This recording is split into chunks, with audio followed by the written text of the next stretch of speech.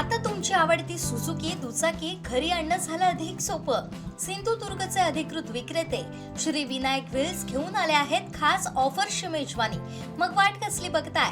आजच आपल्या स्वप्नातील राईड बुक करा. पत्ता प्लॉट नंबर 92 MIDC तालुका कुडाळ जिल्हा सिंधुदुर्ग.